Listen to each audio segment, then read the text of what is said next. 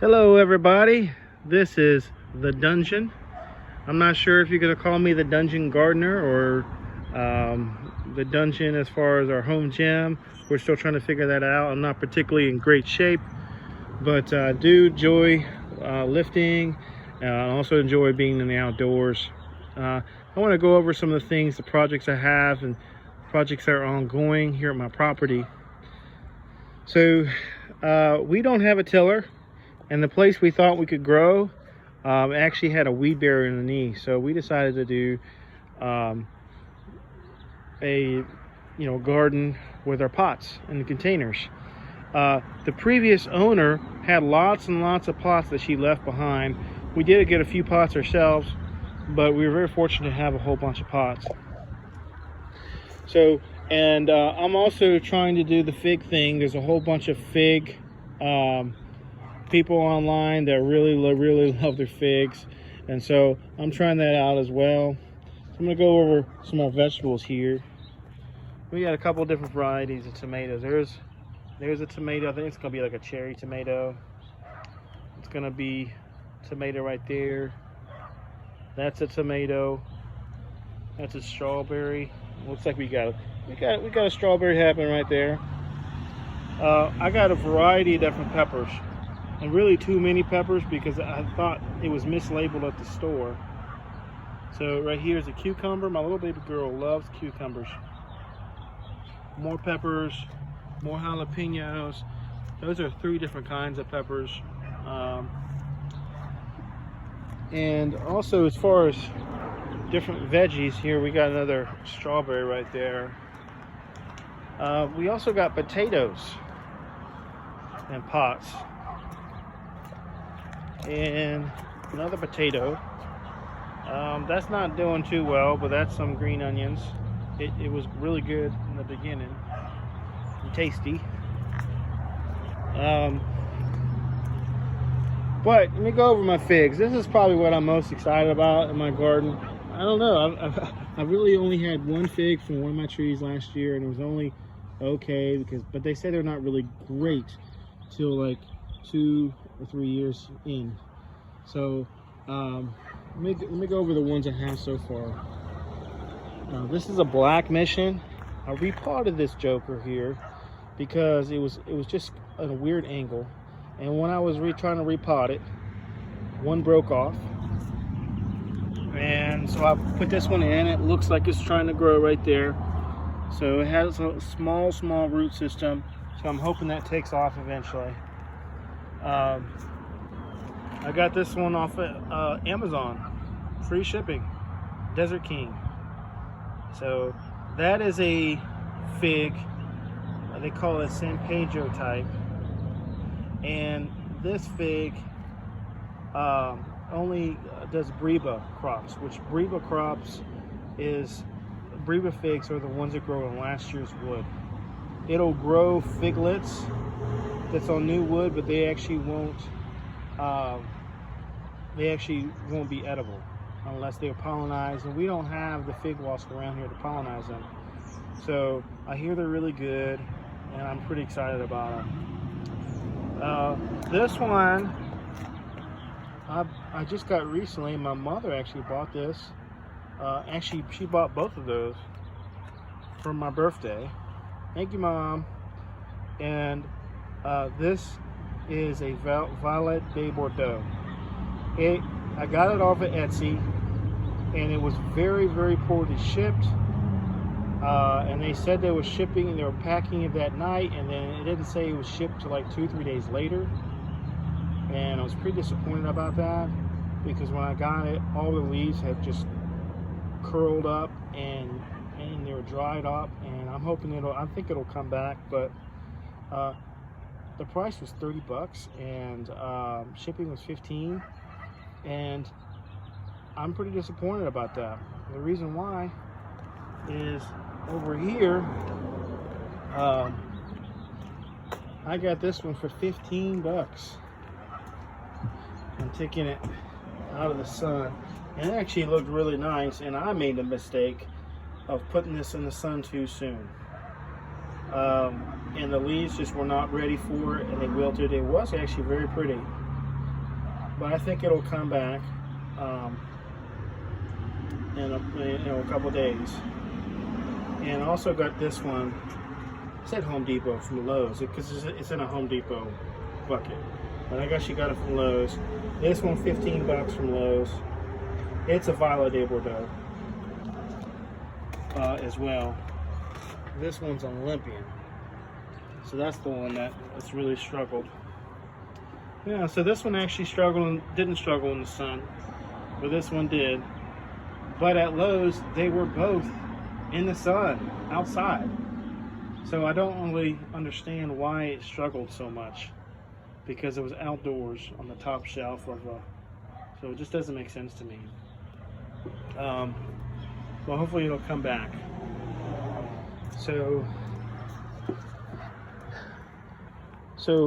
Stark Brothers, I got some things, and they just finally delivered yesterday, and I'm planning today. And this one right here is another fig. It's Italian honey fig. And I was really, really impressed with these figs. Instead of having a kind of a pot that was like big diameter, they actually had a pot that was really deep, and so it allowed a lot of root growth. And I was pretty and they had tons of whole bunch of worm eggs all over it and everything, and it just looked really healthy. It already has leaves. I got it free shipping because I paid over a certain amount of things for it. Look, now take a look at this one. Look at this one. I mean, it's the height of my shoulders in the pot, obviously, but still. And this is a Celeste. I do know Celeste is supposed to be one of the hardiest figs. It's supposed to be one of the best figs for in the rain. And there's actually a whole line of figs that they try to use this as a parent because they're hoping that it would share the hardiness that this one has.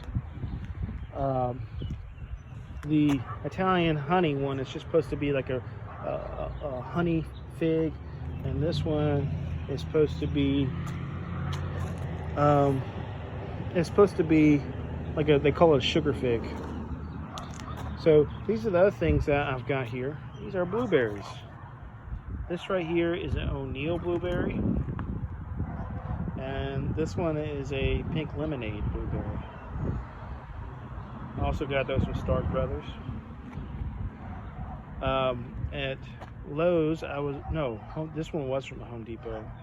I was able to get these real cheap little propagated blueberry bushes. They're two different varieties. I'm going to see how they do. There's another potato right there. So, yeah, I'm excited about that. I wanted to put this stuff in ground. I'm thinking about putting, in the future, maybe next year, the blueberries in ground right here. This is a little blackberry I got. We'll see how that goes. I think it was a Kodo blackberry. And look, it already has a little blackberry there, and it's got some more blooms too. So the blackberries and the blueberries, I put some acid acidifier up in the soil, and I use some peat moss in there to try to get that this acid right. Here's a grapevine, a Concord grapevine, and this is another project that's not complete. See, I just don't know quite how I'm going to trellis it up yet. I'm thinking about trellising it up over here.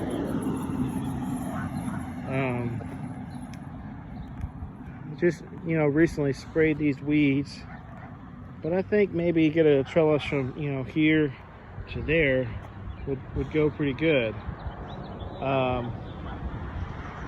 I'm just not sure.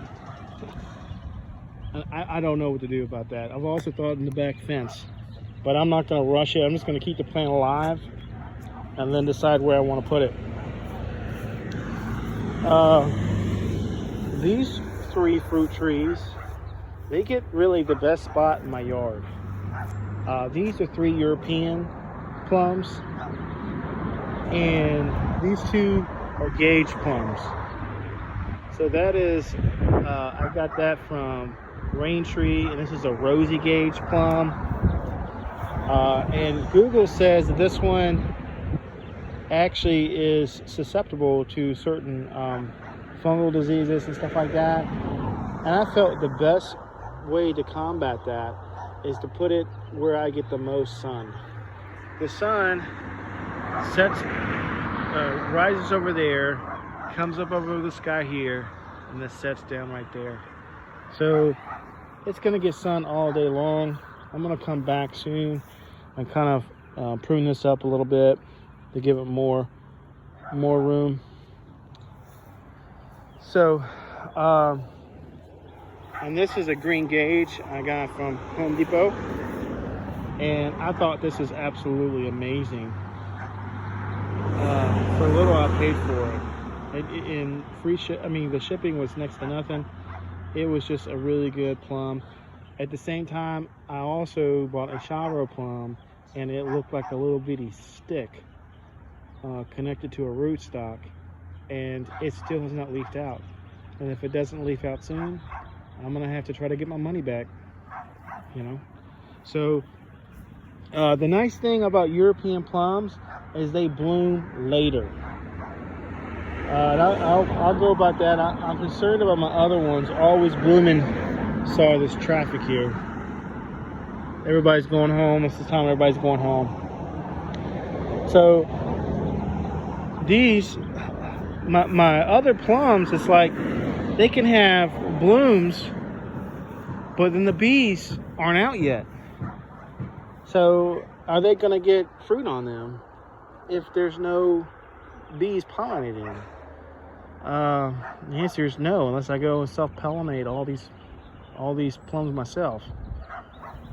This is a Rosy gage plum, and I guess I would prefer this one be pushed out a little further. But the reason I didn't is, see, this one was already there. Now they're building a home here, and this right here is going to be a driveway to that person's home. So this is still on my property, and it has an upright growth pattern. So it's not going to go and go on their driveway and spread out in the middle of their driveway. So I wanted it closer, even though if I moved it over, it'd be on my property line. The limbs would be going into their property line, and so I wanted to respect that. So this really kind of puts these closer together. And I kind of wish I had done a little bit, spaced out a little bit better, but it's okay. So these 3 also have really, really good soil compared to my other ones that I'll talk to you about later. So it's really dark, really rich soil, really beautiful soil. So I'm predicting they will do well. Going over here, I'm gonna show you another mistake I've made. And you know, like I say, I'm learning. But this is a mistake. This Toca Plum, I'm really excited about this plum. And it's growing really well. Toca is also called the Gum Plum, and it's supposed to be the best pollinator of all the plums. It's a European plum. Not a European, I apologize. It is a Asian plum. However, the problem with it is I planted it too close to this peach. And it was deceptive because before all the growth of this peach happened, this thing didn't seem like it was too close. But now that it's starting to all leaf out, it's like I'm putting in my head, it's like, hey, you know what? This is going to get bigger and leaf out. It's going to be bumping into this tree.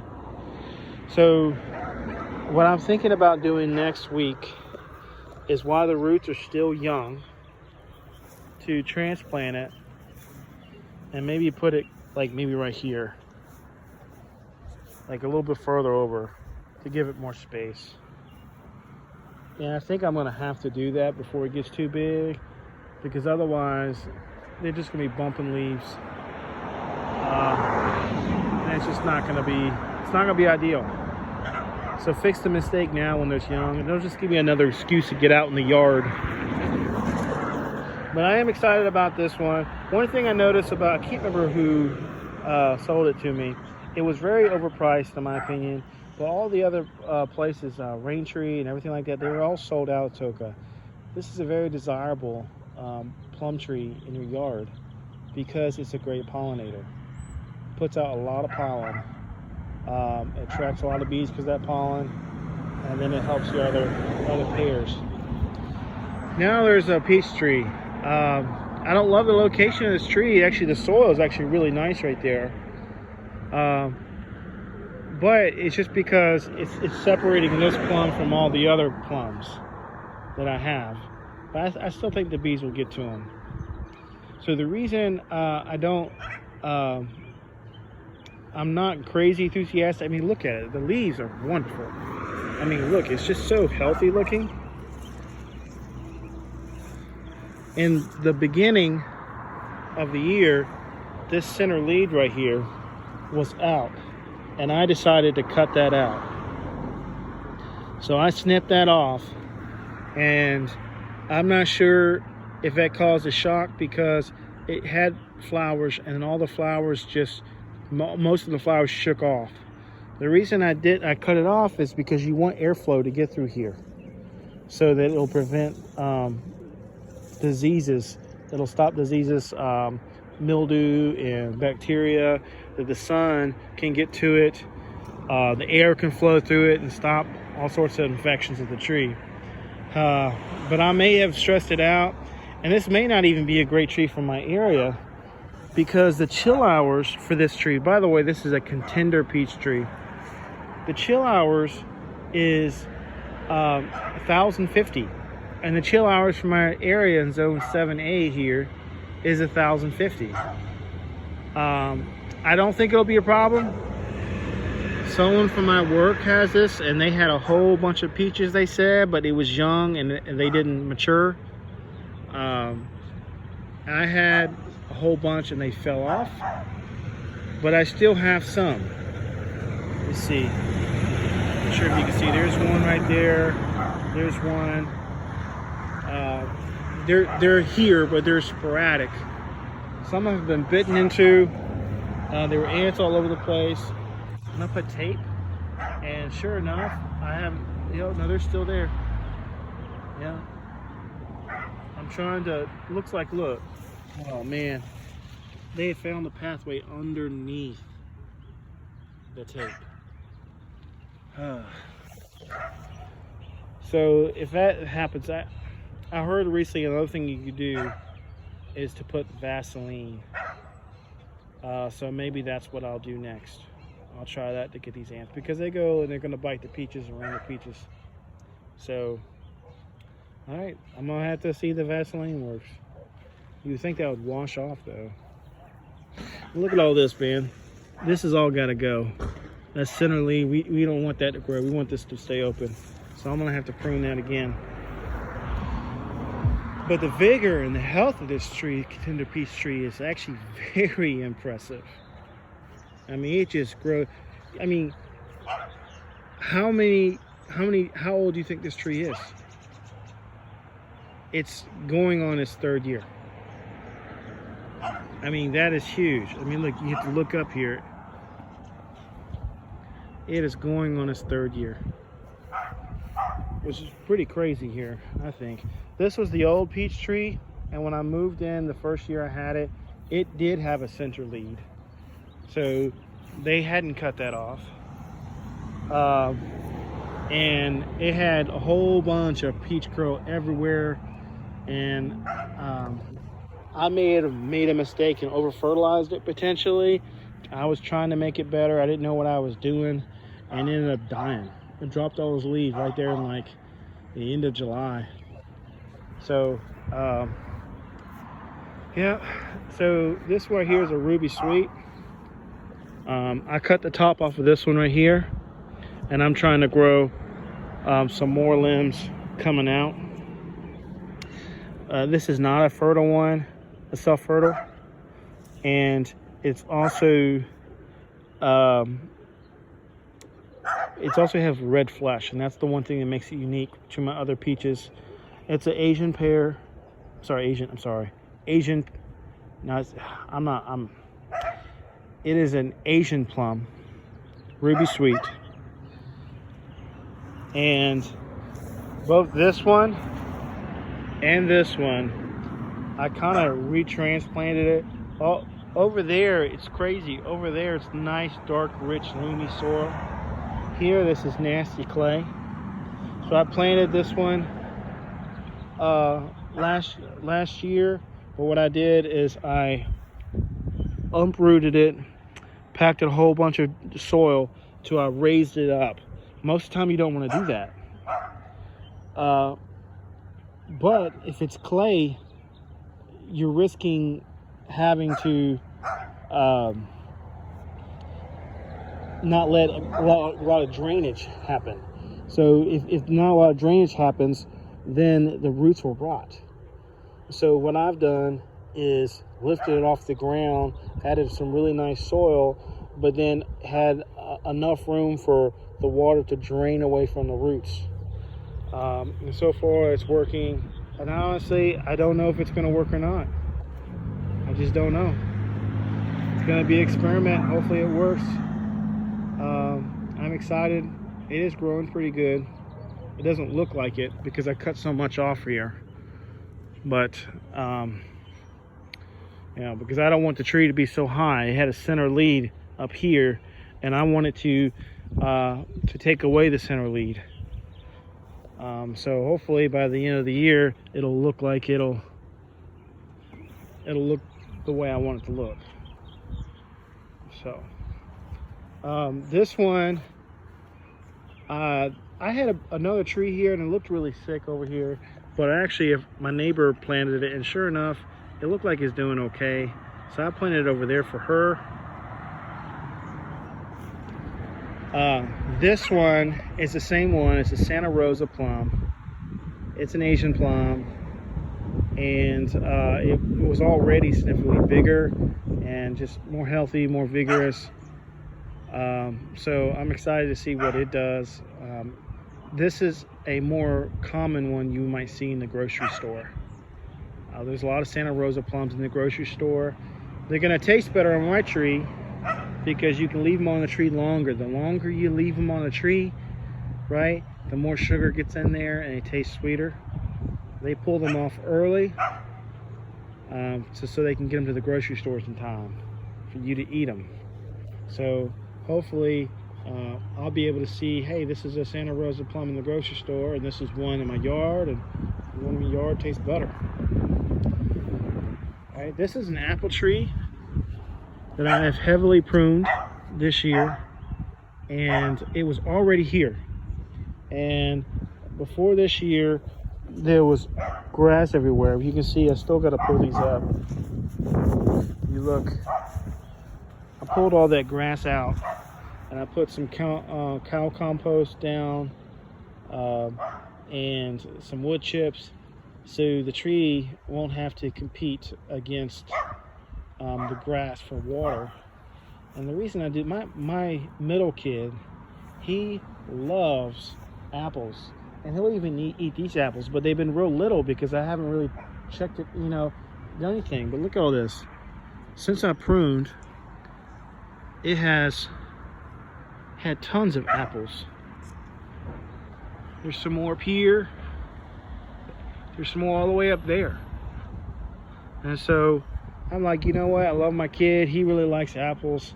Let me see if I can improve this tree for him. I have no clue what kind of apple tree this is. Absolutely no clue. But we're gonna see what it does. See if what I did helps improve the quality of the fruit. I'm gonna water it more, and maybe that's something that'll make the fruit bigger and larger. I don't know. So this is my baby right here, and it did not have any fruit this year. Last year it had 18 cherries, and they were the best cherries. This is a validated cherry. I got the cherry tree from Raintree. I highly would recommend this tree. It is self-fertile. It tastes amazing. Like, if you eat cherries from the store, I'm telling you, it's 5 times better, because they pull those things off. They don't breed these things that taste good. They breed those trees to be able to last long, to get into the stores. You pull this cherry off, and it is the best. It is so good. I didn't have any cherries this year, and I think I messed up. I think I put too much nitrogen on the tree. The other thing is I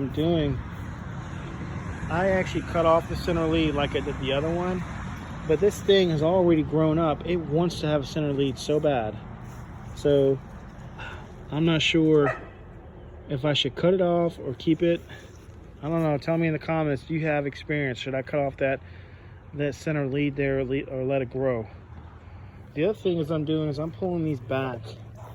I'm staking these. The reason is this is the tree that I have the most trouble with, and it's not because the tree's very healthy, but the June bugs love cherry trees. You guys know, y'all have rose bushes. The June bugs love rose bushes. They will ignore the rose bushes and go to this cherry tree, and they'll eat it till it's like almost dead. It almost died the first year. So now I have these tree coverings, and because of that, this new growth here, it was all finagly. It like was all curved and everything like that.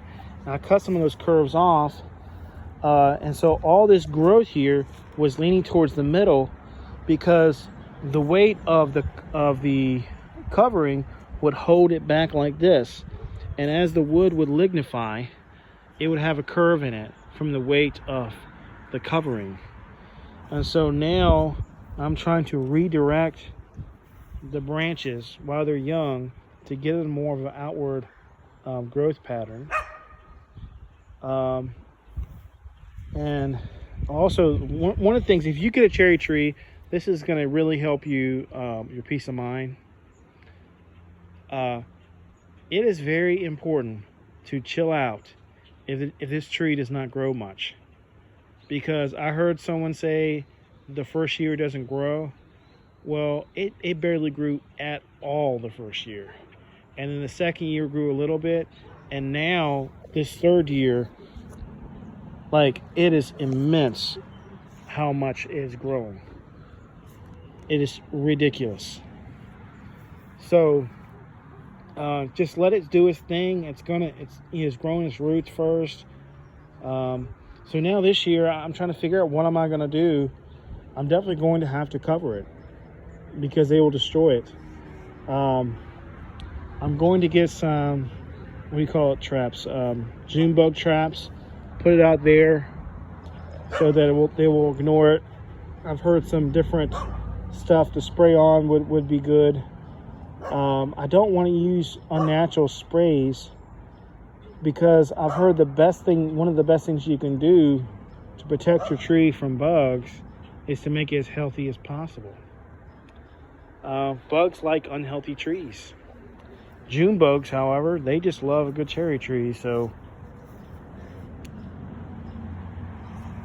but it's a beautiful tree, beautiful leaves, and the big challenge is to get these dang June bugs away from it. Because while I didn't produce fruit, I think it was my fault.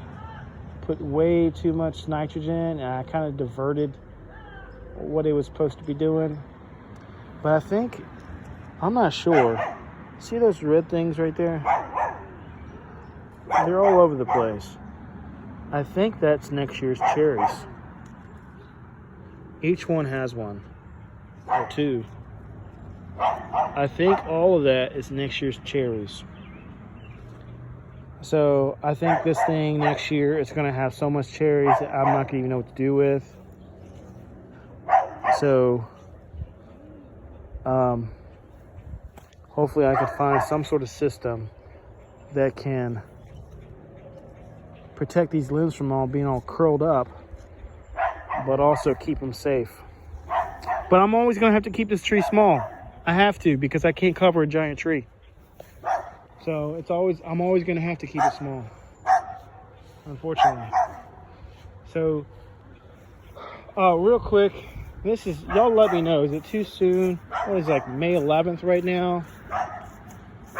This is my Shiro plum here. One of the most beautiful plums out there. If you just look it up, Google it. They look so delicious. They look so unique. They're yellow, almost translucent skin with yellow flesh, and they're just super, super juicy looking. And here's a stick, and no growth. And this spot, yes, that tree's there. I'm going to cut that limb down if this in fact grows something. That's no problem to cut that down, but it's going to get about 6 or 7 hours, maybe more, right there.